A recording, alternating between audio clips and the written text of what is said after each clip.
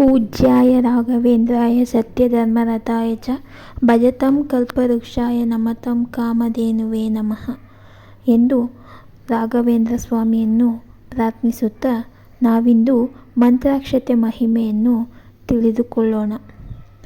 ಮಂತ್ರಾಕ್ಷತೆ ಮಹಿಮೆ. ಮಠಗಳಲ್ಲಿ ಭಕ್ತರಿಗೆ ನೀಡುವ ವಿಶೇಷ ಪ್ರಸಾದವೇ ಮಂತ್ರಾಕ್ಷತೆ.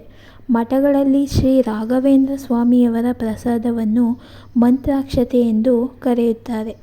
ದ್ವಾದಶಾಕ್ಷರಿ ಮತ್ತು ಅಷ್ಟಾಕ್ಷರಿ ಮಂತ್ರಗಳಿಂದ ಮಂತ್ರಿಸಿದ ಅಕ್ಷತೆಯೇ ಮಂತ್ರಾಕ್ಷತೆಯಾಗಿದೆ.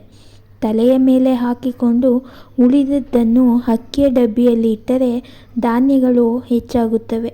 ವಿದ್ಯಾರ್ಥಿಗಳು ಗುರುವಾರ ಮಂತ್ರಾಕ್ಷತೆಯನ್ನು ಸೇವಿಸಿದರೆ ಜ್ಞಾಪಕ ಶಕ್ತಿ ಹೆಚ್ಚುತ್ತದೆ.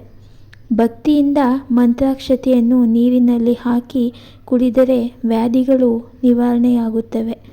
ದೂರ ಪ್ರಯಾಣದಲ್ಲಿ ಮಂತ್ರಾಕ್ಷತೆಯನ್ನು ತೆಗೆದುಕೊಂಡು ಹೋದರೆ ಯಾವುದೇ ತೊಂದರೆಗಳು ಸಂಭವಿಸುವುದಿಲ್ಲ. ಹಣ್ಣಿನ ಜೊತೆಗೆ ಮಂತ್ರಾಕ್ಷತೆಯನ್ನು ಕೊಟ್ಟರೆ ಮದುವೆ ಶೀಘ್ರದಲ್ಲಿ ನೆರವೇರುತ್ತದೆ. ಅಕ್ಷತೆ ಇಲ್ಲದೆ ಆಶೀರ್ವಾದ ಫಲಪ್ರದವಾಗುವುದಿಲ್ಲ. ಕಲ್ಲು ಸಕ್ಕರೆಯೊಂದಿಗೆ ಅಕ್ಷತೆಯನ್ನು ಕೊಟ್ಟರೆ ದಂಪತಿಗಳ ಎಲ್ಲ ಕಷ್ಟಗಳು ನಿವಾರಣೆಯಾಗುತ್ತವೆ. ಈ ರೀತಿಯಾಗಿ ಮಂತ್ರಾಕ್ಷತೆಯ ಸೇವನೆಯಿಂದ ಸದಾ ಶ್ರೀ ರಾಘವೇಂದ್ರ ಸ್ವಾಮಿಗಳ ಅನುಗ್ರಹ ಲಭ್ಯವಾಗುತ್ತದೆ. ಸರ್ವರಿಗೂ ಸನ್ಮಂಗಳವನ್ನುಂಟು ಮಾಡಲಿ. ಧನ್ಯವಾದಗಳು.